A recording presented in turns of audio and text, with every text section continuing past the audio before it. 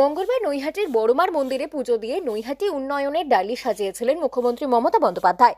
যেমন প্রতিশ্রুতি তেমন কাজ। মুখ্যমন্ত্রীর ঘোষণার 24 ঘন্টার মধ্যেই বড়মার মন্দিরের কাছে পুলিশ ফাঁড়ির উদ্বোধন হলো বুধবার।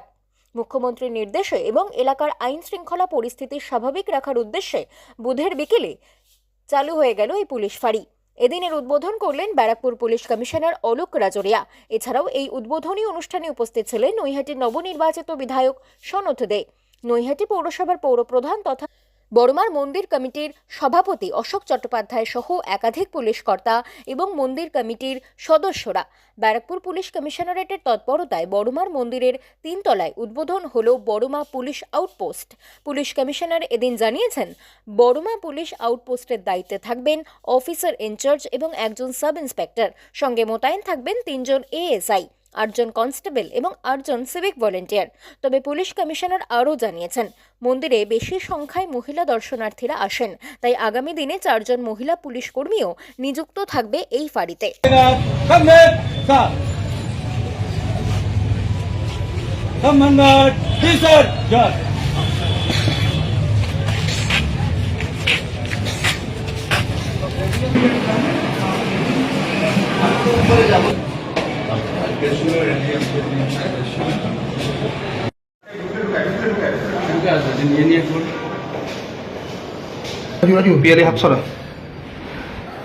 তো সেইভাবে কাজ হওয়া উচিত। অ্যান্ড আমি তার জন্যে আমাদের মন্দির কমিটি, আমাদের এমএলএ সাহেব, চেয়ারম্যান সাহেব, ওনারা এত শর্ট নোটিসে আমাদেরকে বেস্ট পসিবল লোকেশন, যেটা আমি বলতে পারি মন্দির চত্বরে উনি এটা দিয়েছেন, যেখানে আমাদের অফিস স্পেস, আমাদের যারা এখানে কর্মীকে নিযুক্ত করা হয়েছে তাদের থাকার আমার মনে হয় সমুচিত ব্যবস্থা আছে। আর এখান থেকে ওদের যে দায়িত্ব যেটা আমরা দিয়েছি সেটা আমাদের এই মার্কেট প্লেস, অরবিন্দ রোড, আমাদের নৈহাটি রেলওয়ে স্টেশন এরিয়া, আমাদের ফেরিঘাট, যেটা গতকালে ম্যাডাম নামকরণ যেটা দিয়েছেন বড়মা ফেরিঘাট নামে, তো এই পুরো চত্বরের দায়িত্বটা এই ফাঁড়িয়ে দায়িত্বটা থাকবে।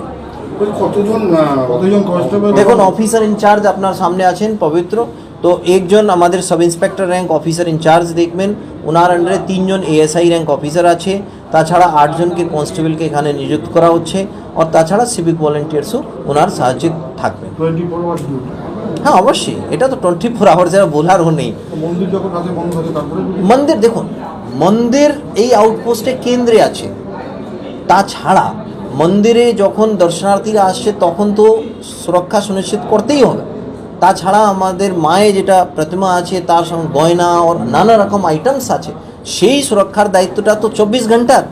আমাদের মার্কেট প্লেস আছে, এই এরিয়াটা যে স্যাক্রেডনেস আছে, পবিত্রতা যেটা আমরা বলি, সেটা বজায় রাখা যায়, কোনোভাবে নষ্ট না হয়, তার জন্য সেই দায়িত্বটা পুরোপুরি নির্বাহন করবে এটা আউটপোস্ট। এতদিন পর্যন্ত নৈহাটি থানায় এটা দেখাশোনা করছিল না, নৈহাটি থানায় আইসিএ আন্ডারেই এটা আউটপোস্ট আছে, বাট এখানকার অফিসার ইনচার্জ হওয়াতে উনি স্বতন্ত্রভাবে ডিসিশন নেবেন আইসি সাহেবের ডাইরেকশন।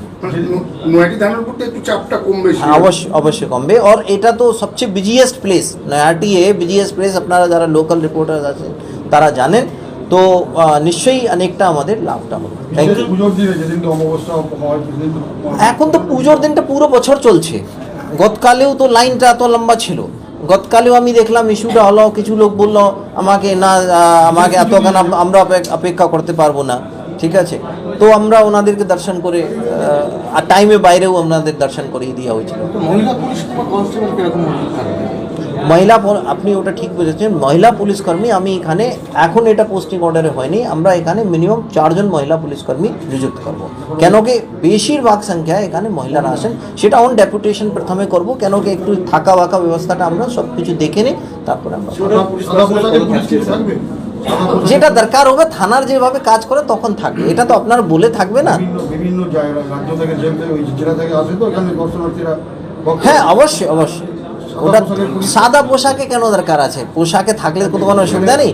মন্দির চত্বরে এমন জায়গায় যেখানে পোশাকে থাকাটা উচিত নয়, ওখানে নিশ্চয়ই সাদা পোশাকে থাকবে, বাট বাইরে যেটা আছে বাইরে দরকার নেই, আর দরকার হবে তখন ডেফিনেটলি আইসি সাহেব ওটা ডিসিশন নেবেন। বাংলা খবর, আপনার রাজনীতি, আপনার আওয়াজ।